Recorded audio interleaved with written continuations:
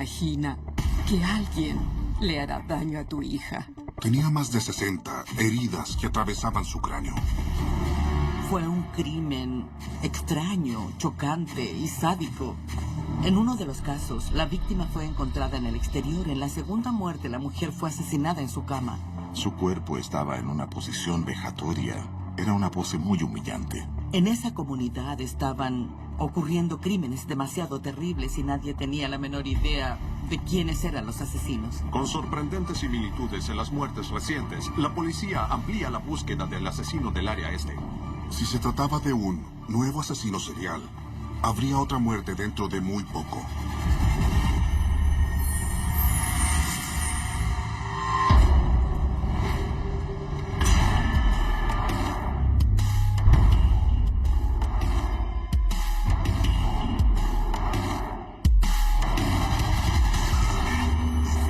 Fríamente calculado.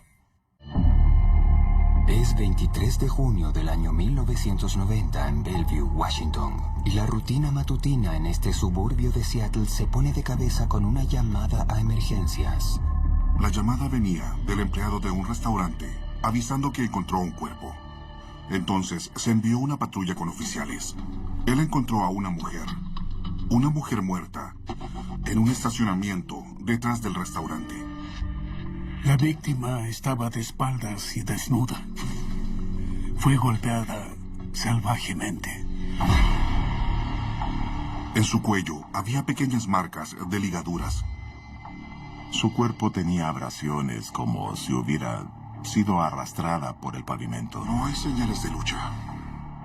No hay sangre. Ella tenía las manos cruzadas en su pecho y dentro de ellas había un cono de pino. Yo pensé que la había matado en otro lugar y que luego la dejaron ahí. La macabra escena impacta a los detectives. Parecía que el asesino dispuso el cuerpo de la víctima como si la estuviera dejando en un ataúd. No sabíamos qué mensaje estaba enviando la persona que hizo eso. Si era un mensaje para la policía, o tal vez era para el restaurante, o tal vez era para la comunidad. El modo como la dejaron fue impactante para la persona que encontró el cuerpo. Era como si se jactara diciendo: miren lo que hice. Asesiné a esta mujer, la estrangulé y puse su cuerpo en una forma horrible y sádica. Les estoy mostrando mi obra y no podrán atraparme. No hay un bolso ni licencia de conducir. En la escena no hay nada que ayude a identificar a la víctima. Cuando encuentras a una joven que ha sido asesinada y que la dejan desnuda, tú piensas inmediatamente que es muy probable que sí hubo ataque sexual. Y así lo hicieron. El cuerpo de la joven es enviado al forense. Los investigadores esperan que la autopsia les señale exactamente quién es esta mujer y también cómo murió. Esto sucedió en Bellevue, que es una comunidad segura. No es un lugar donde uno espera ver a un asesino sádico que abandona un cuerpo como si lo estuviera dejando dentro de un ataúd. Mi compañera de apartamento no llegó a casa anoche. Cabello castaño, linda. Cuando apareció el cuerpo, la policía no sabía quién era. Mientras hacían lo necesario para identificar a esta joven, reciben una llamada. Ella nunca desaparecería de esta forma. La compañera de apartamento llamó diciendo que su amiga no había llegado a casa esa noche. Su nombre es Mary. La descripción coincidió con la joven encontrada detrás del restaurante.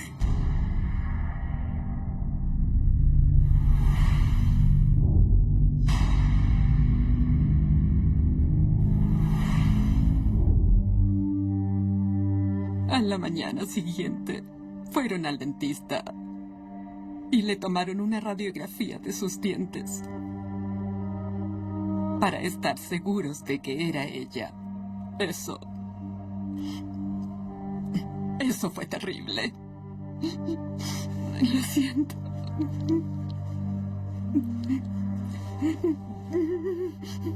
Era la primera vez que veía llorar a papá. Tuve que llamar a mi familia. Fue muy duro para mis padres. Creo que es lo más difícil que he pasado en mi vida. Quedas paralizada. Escuchas que ella ya no está, pero no lo crees. Pasas por muchas emociones y de repente te das cuenta de la verdad. Mary era la típica primogénita. Ella siempre se hacía amiga de todos los que no tenían amigos. Tenía excelentes calificaciones, siempre cumplía con sus deberes. Nunca hizo nada que fuera incorrecto. Nunca te imaginas que alguien le hará daño a tu hija. Pensé que tal vez había hecho algo malo. La verdad es que uno nunca sabe. Te imaginas todas las hipótesis. La policía tampoco sabía nada. ¿Cuándo fue la última vez que la vio? Anoche. ¿Y le dijo a dónde iba a ir? Me dijo que iba a un club en Bellevue. Eso dijo. Mary Ann Polray parecía ser una chica muy normal. Una joven como cualquier otra. Ella salió a beber unos tragos con sus amigos. Trabajábamos toda la semana y cuando llegaba el fin de semana salíamos a celebrar con amigos. Le gustaba beber, le gustaba bailar, le gustaba divertirse. ¿Sabe de alguien que estuviera enojado con ella, que estuviera molesto con ella? No, a todos les agradaba mucho. Cuando se esparce la noticia del asesinato, la policía recibe una llamada del mesero de un bar local llamado Papagayos. ¿Usted llamó? Sí, encontramos esto en la mañana cuando abrimos. Su bolso con sus pertenencias estaban dentro del club. Al parecer ella lo dejó ahí porque iba a regresar. ¿Usted la vio? Mary Ann frecuentaba especialmente este bar-restaurante. Iba habitualmente. Era una clienta regular, conocida por los que trabajaban ahí. Era conocido como uno de esos bares donde iban profesionales jóvenes a relajarse y divertirse. ¿Vio si salió con alguien? El mesero recuerda que vio a Mary conversando con alguien que él conoce. Es un hombre llamado Rick Burroughs. Obviamente quisimos saber si Mary Ann y Rick Burroughs tenían una relación más íntima, por lo tanto pensamos que teníamos que localizarlo. La otra noche, usted y Mary estuvieron en el bar Papagayos, ¿verdad? Sí. Mary Ann llegó con una amiga, con Rick Burroughs y con otro amigo a beber unos tragos al bar Papagayos. ¿Cuánto tiempo estuvo en el bar? No sé. Tal vez un par de horas. Estuvieron ahí como siempre, divirtiéndose y socializando. Y en algún momento Rick Burroughs pensó que quería ir a otro lado y se lo dijo a Mary Ann, pero ella le dijo que prefería quedarse. ¿A qué hora? No lo sé.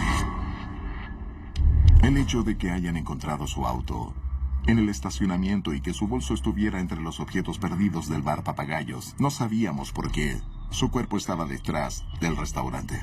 Escuche, ¿necesitaré un abogado? Depende de usted. Creo que no diré nada más.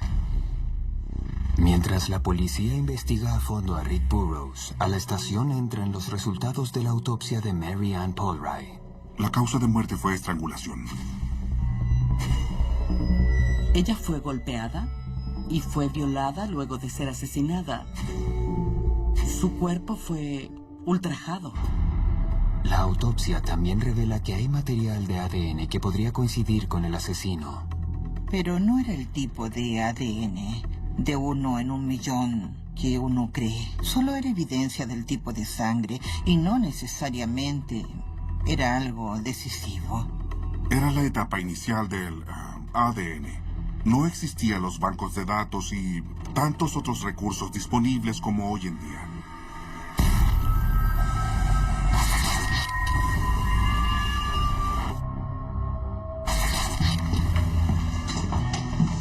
Llegaron más. Solicitamos que se presentaran los que estuvieron esa noche en Papagayos y les pedimos las fotos de esa noche. Van llegando de a poco. Esa noche hubo varias celebraciones en ese lugar, fiestas de cumpleaños y también despedidas de soltero. Nuestra idea no era ver a los que tomaron las fotos, sino mirar el entorno y ver si Mary Ann Polray aparecía en alguna foto y ver si ella estaba acompañada por alguna persona. Pero los investigadores no están basando todo el caso solo en estas fotos. Ellos vuelven a centrar su atención en el amigo de Mary, Rick Burroughs.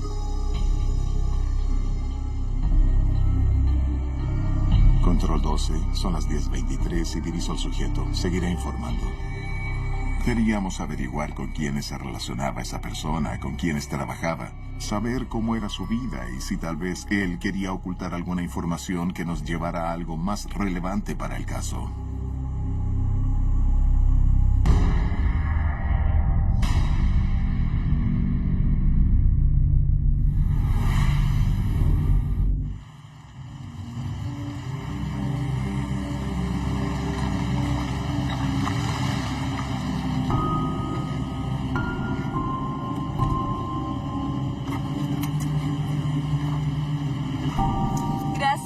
Gracias a usted. Guarda el cambio. Gracias.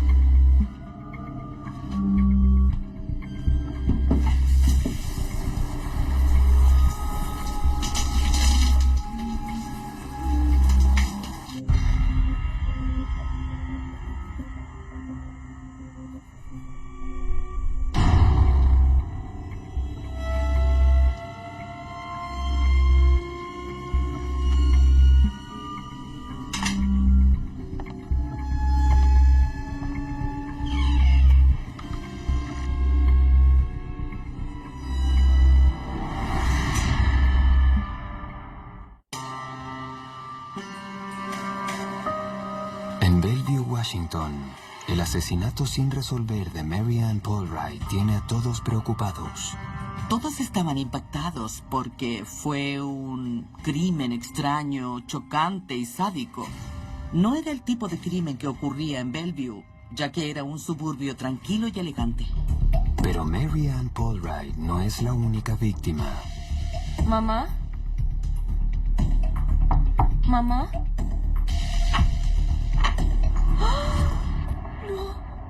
Carol Beatty, de 30 años, madre de 2 hijas, fue asesinada en su propia casa.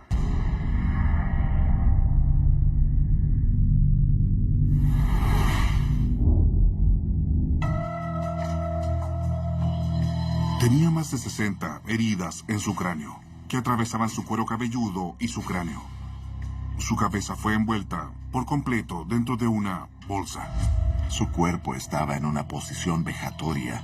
Era una pose muy humillante. Fue algo muy violento. Nunca antes habíamos visto algo como eso.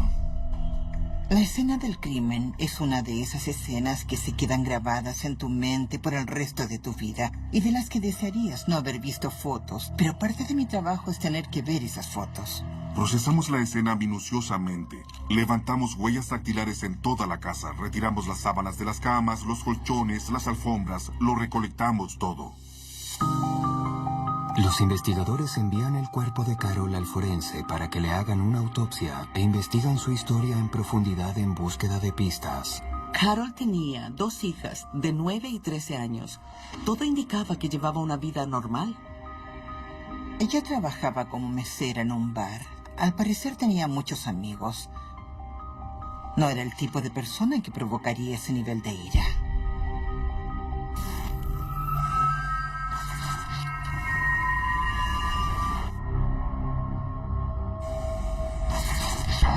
Ahora los detectives tienen que interrogar a la hija de Carol acerca de lo que vio o escuchó la noche que su madre fue asesinada. Escuché un ruido. Alguien estaba en el pasillo. La hija fingió estar dormida, pero no lo estaba. Solo tenía los ojos cerrados. Ella miró a través de la puerta de su cuarto y vio una figura caminando por el pasillo con una pequeña linterna. La hija de Carol dice que conoce al hombre que vio la noche que su madre fue asesinada. Estaba segura de que se trataba de el novio de su mamá. Nos interesamos en el hecho de que ella tuviera un novio. Los investigadores van puerta a puerta buscando testigos. Carol era muy cercana a sus vecinos. Ella vivía en un pequeño vecindario muy amigable. Eran las 3 de la madrugada y me desperté. Hubo una denuncia de un auto ruidoso yéndose de la escena. Sonaba como el auto de su novio. Él conduce un Corvette. Demasiado ruidoso. Se enfocan en Mark Stewart, el novio de Carol. Cuando alguien es asesinado, normalmente el sospechoso es alguien que conocía a la víctima. ¿No puedo ayudar? Soy de la policía de Bellevue. Investigo un crimen. Adelante.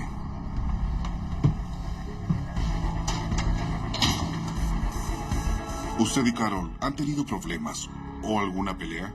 No, ni siquiera la he visto. Según su novio, la última vez que la vio había sido hace 2 o 3 semanas. El teniente Eric presiona a Mike para que le dé una coartada de aquella noche. Esa noche salí. ¿Sí? ¿Dónde? ¿Al bar Papagayos?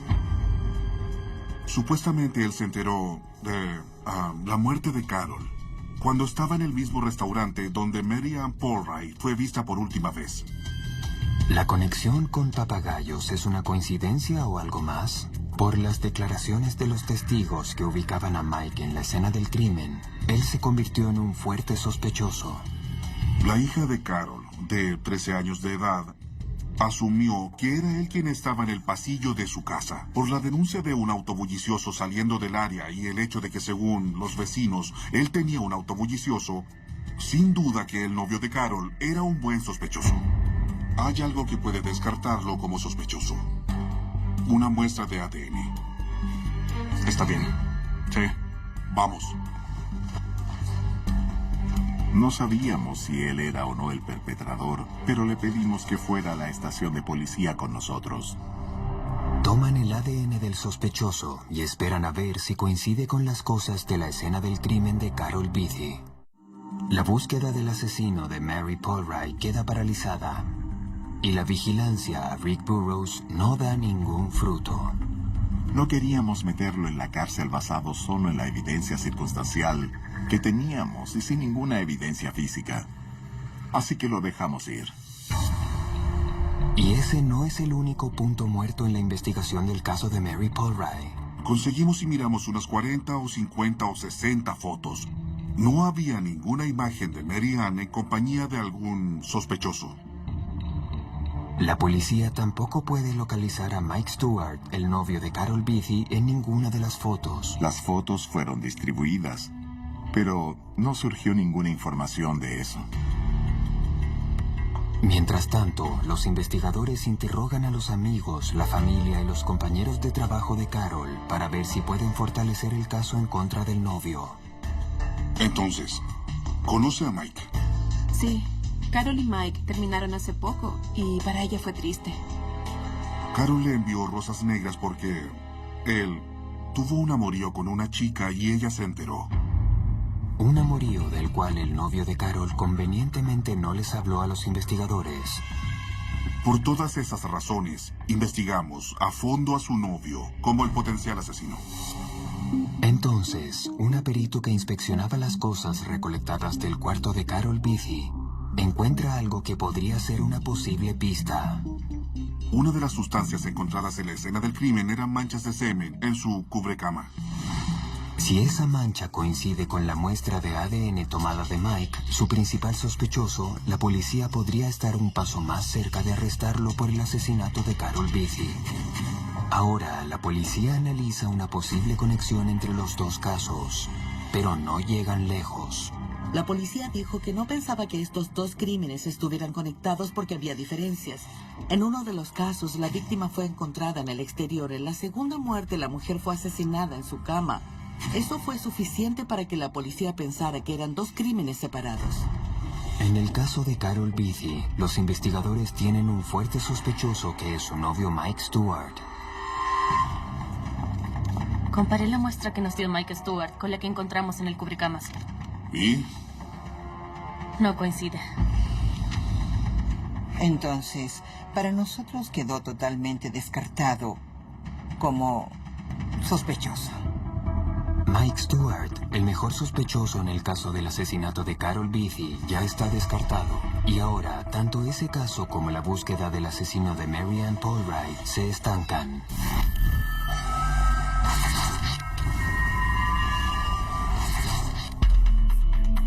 Los investigadores se reagrupan para mirar con nuevos ojos los dos casos, buscando cualquier cosa que pueda darles un nuevo impulso. Como investigadores sabemos que el paso del tiempo reduce significativamente la capacidad de poder resolver de buena forma un crimen. Por eso hay que tener la mente abierta para poder evaluar toda la información que va llegando de manera minuciosa e imparcial. Tomar una decisión apresurada puede arruinar tu habilidad de hacer justicia para la víctima. Había diferencias entre las dos mujeres, pero también había muchas similitudes. Ambas víctimas eran mujeres atractivas que pasaban tiempo en bares, ya fuera trabajando o divirtiéndose. Teníamos similitudes en las escenas de los crímenes. Teníamos similitudes en la victimología, teníamos similitudes en la hora, la ubicación y ese tipo de cosas. La posición de los cuerpos terminó siendo la vinculación en los dos casos. Daba la impresión que querían enviar una especie de mensaje a otras personas. Luego de comparar los casos, los investigadores llegan a una perturbadora conclusión. Nuestro miedo era que se tratara de un asesino en serie. Si estábamos en lo correcto y se trataba de un asesino en serie experimentado o de un asesino en serie novato, habría otra muerte dentro de muy poco. Si un asesino en serie mató tanto a Mary Ann Polwright como a Carol Beatty, entonces no es posible que Rick Burroughs sea el asesino. Era un sospechoso válido. Lo vigilamos, lo interrogamos, lo investigamos. No lo pasamos por alto. Pero si soy honesto, mientras más parecía estar conectado, menos parecía que él estaba involucrado.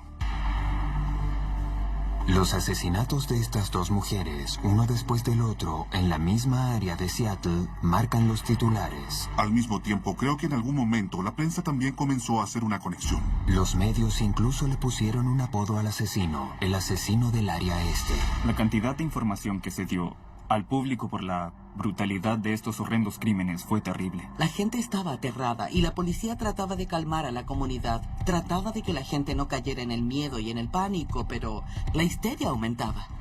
En ese momento, el asesino en serie trae de vuelta recuerdos terribles a esta parte del estado de Washington. Durante mucho tiempo, la gente del área de Seattle y del noreste del Pacífico ha tenido en su mente una serie de asesinatos sin resolver. Lo llaman los asesinatos de Green River. Existía el temor de que el asesino de Green River había regresado, que no había muerto o desaparecido. El asesino se fue de la región en el año 1984, pero las muertes van en aumento. La policía teme que el asesino esté de vuelta. El asesino de Green River atacó a sus víctimas durante los años 80, mató a muchas mujeres. La mayoría fue estrangulada y sus cuerpos fueron dejados desnudos. La policía tiene poca evidencia sólida, pero se cree que el responsable de los asesinatos es una sola persona.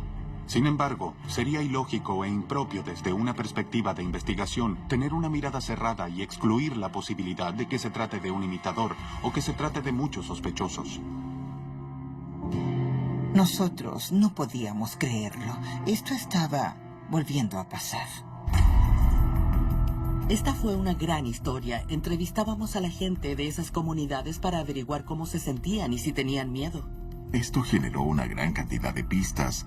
El público llamaba por teléfono dando datos y eso generó una larga lista de nombres. Pasamos mucho tiempo investigando nombres y números. Bien. ¿Qué la trae por aquí?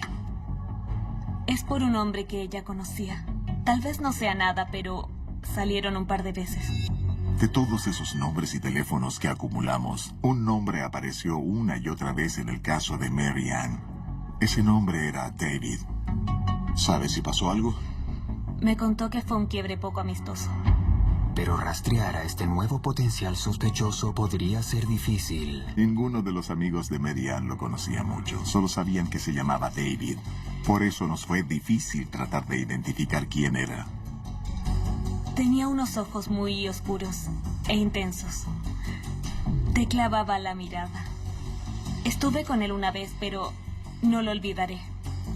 Hicimos un bosquejo para tratar de obtener una representación razonable de su apariencia, con la esperanza de que alguien pudiera decir, sí, se trata de David. El boceto de David es publicado por los medios y muy pronto la policía se llena de pistas. Todas son investigadas hasta que llegan a un hombre llamado David Summers. El boceto era la copia exacta de él. Conocí a Mary. Salimos un par de veces. Queríamos saber si estaban íntimamente involucrados. ¿Usted terminó con ella o fue ella la que terminó? Sí, pero no fue tan serio como para decir que terminamos. Resultó que eran simplemente amigos. Él tenía una coartada del lugar donde estaba. En ese momento fue descartado.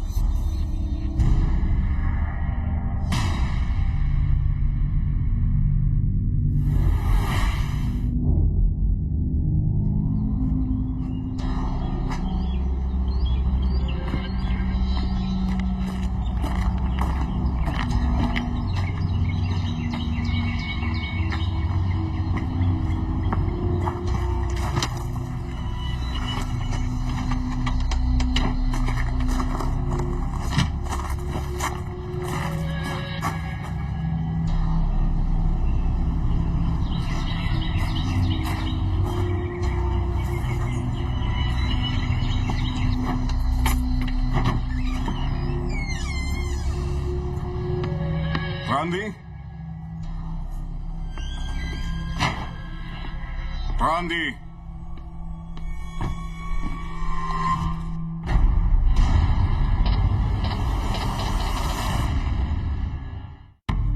En los suburbios de Seattle, Washington, los investigadores buscan a un asesino en serie. Se convirtió en una historia tremenda, porque de un momento a otro hubo crímenes realmente terribles y violentos en esta comunidad, y nadie tenía la menor idea de quién era el asesino. Y ahora hay un tercer asesinato.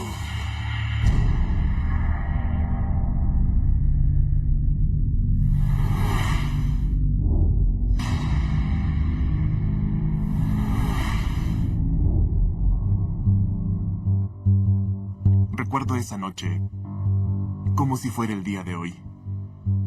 Mi papá atendió a la puerta y le dieron la noticia. Bueno, esa fue la primera vez que vi llorar a mi papá. Ella le había alquilado un cuarto a una pareja. Era un cuarto en un sótano con entrada separada de la casa.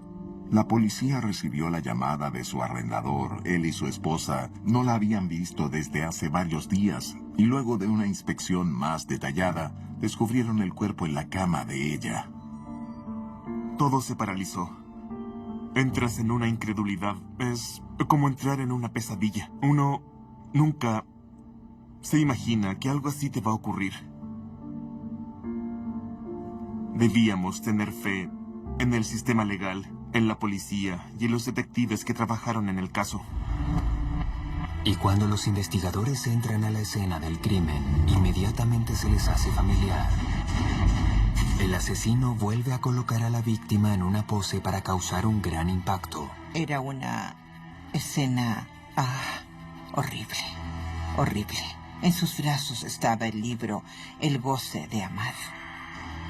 Randy fue apuñalada desde arriba, bajando por sus hombros, hasta la parte del pecho. Cuando hay alguien que realiza ese tipo de heridas de puñal, quiere decir que es una persona que está llena de ira. Una ira realmente increíble. ¿Usted sabe si ella tenía novio? No sé nada al respecto. Ella tenía 22 años. ¿Qué hace cualquier adulto joven? ¿Qué es lo que hacen? Salen a divertirse. La familia y los amigos de Randy no tienen mucha información acerca de su último paradero conocido, pero le dicen a la policía que hay algo que falta.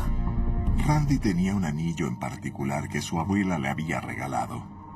Era un anillo muy exclusivo. Fue hecho a pedido. Era completamente identificable.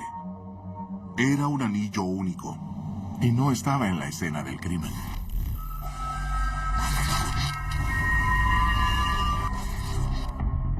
La policía envía el cuerpo de Randy con el forense para la autopsia, esperando que encuentren algo que los guíe hasta el asesino.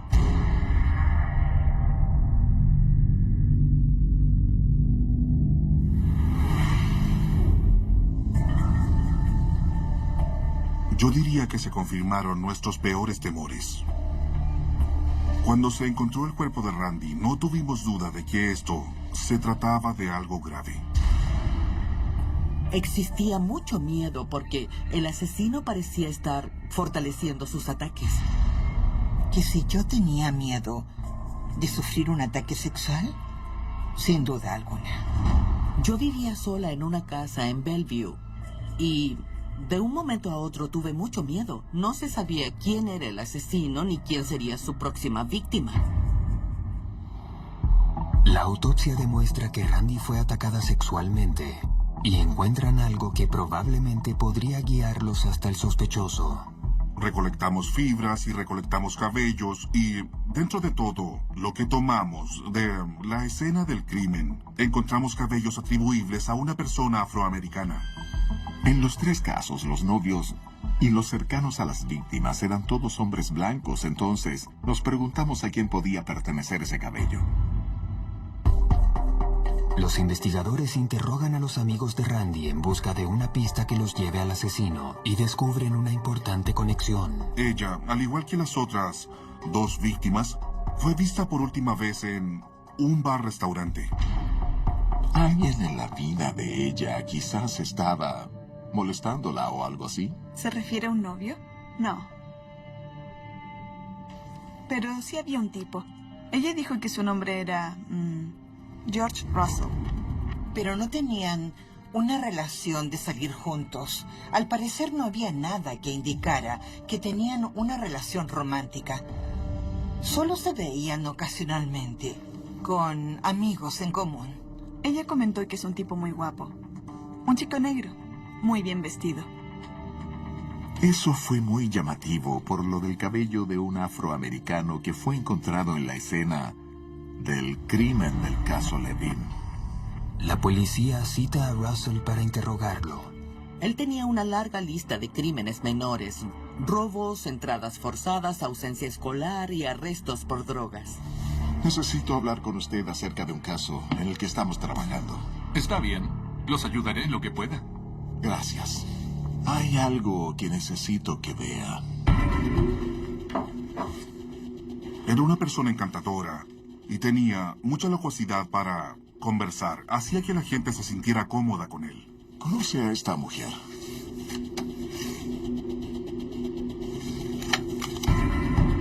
No. No la conozco. ¿No la conoció en el Papagayos? Él era un cliente frecuente en ese club. Era encantador. Era el que siempre estaba comprando tragos y hablando con chicas y divirtiéndose. Siempre voy al bar Papagayos, pero no la conozco. ¿Qué me dice de Carol Beatty?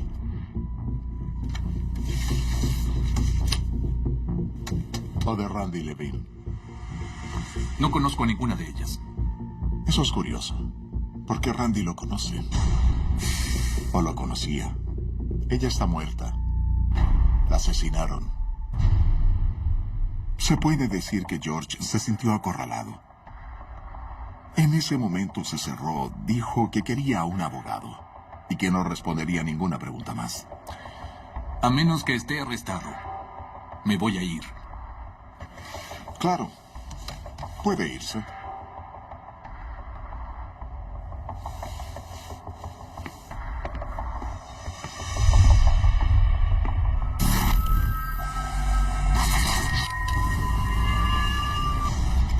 Mientras los detectives trabajan afanosamente para construir un caso en contra de George Russell, aparece una persona con un dato interesante.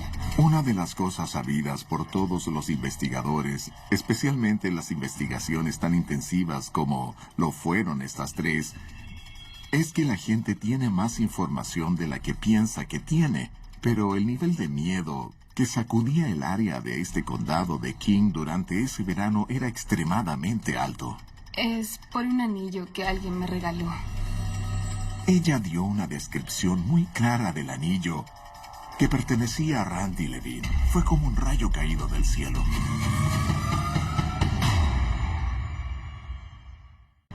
Los detectives en el suburbio de Seattle, Washington, están investigando 3 impactantes asesinatos. El asesino tiene en la mira a mujeres jóvenes, y la policía cree que las conoció en un bar local.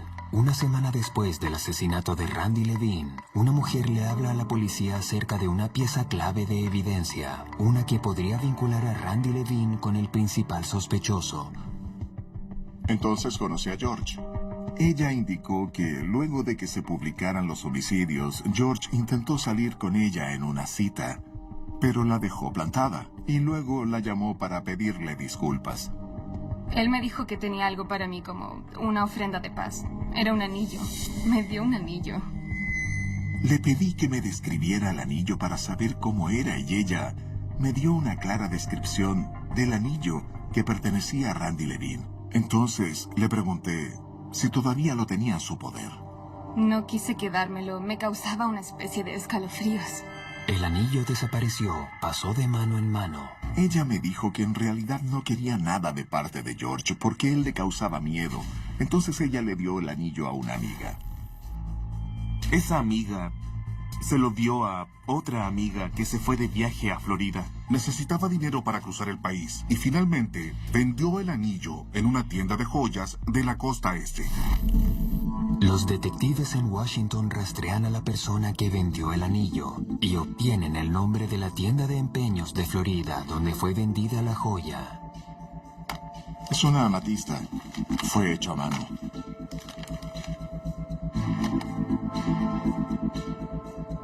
Sí, aún lo tengo. Fantástico.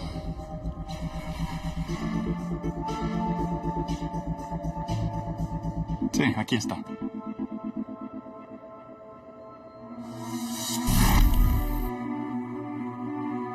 Es hermoso.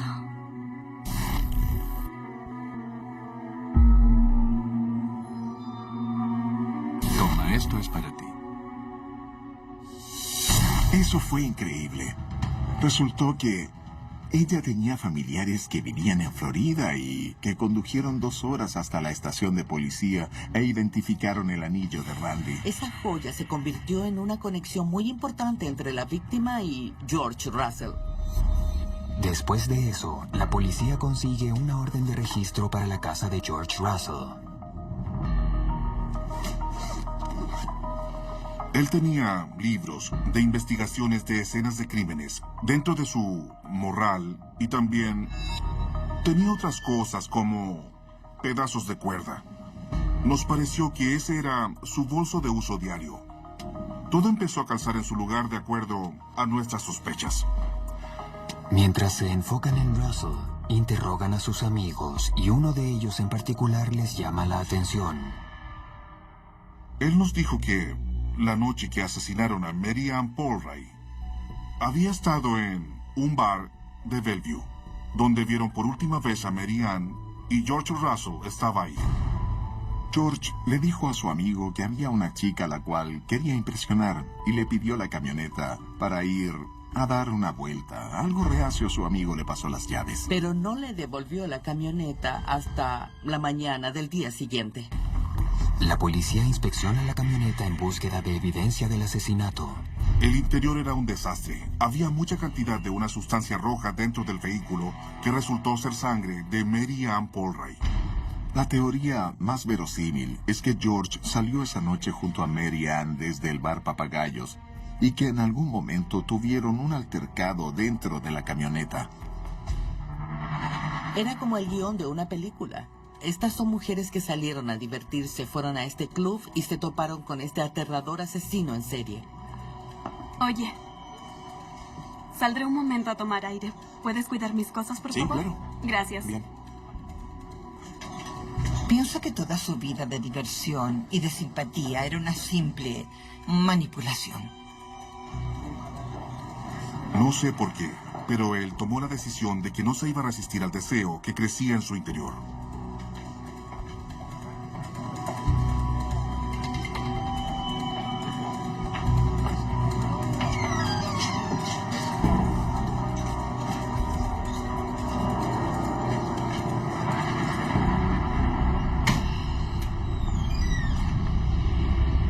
Hola. Hola. ¿Me seguiste hasta acá? Sí. La sangre de Mary en la camioneta, el anillo de Randy Levine y la pose especial de las víctimas le dice a la policía que solo una persona, George Russell, está detrás de los 3 asesinatos. La policía lo acusa de 3 cargos de asesinato en primer grado. Él era el tipo de persona que tiene doble personalidad. Creo que él no tenía ningún tipo de moralidad o sentimientos.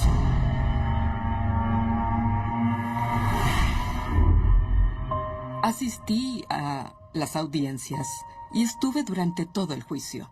No falté ningún día. Sentía que debía proteger a mi pequeña. Luego de 6 semanas de juicio, el jurado delibera durante 2 días. Russell es encontrado culpable y sentenciado a 3 cadenas perpetuas. Me sorprendió que no lo condenaran a la pena de muerte. De verdad, pensé que él merecía la pena de muerte. Algunas personas le piden a Dios que los ayude a perdonar. Yo no soy así. Ese hombre le hizo mucho daño a mi familia. Los lastimó. Él nunca tendrá mi perdón. Nunca. Dios nunca dice que no moriremos o que no nos sucederán cosas malas. Pero hay algo que sí dice.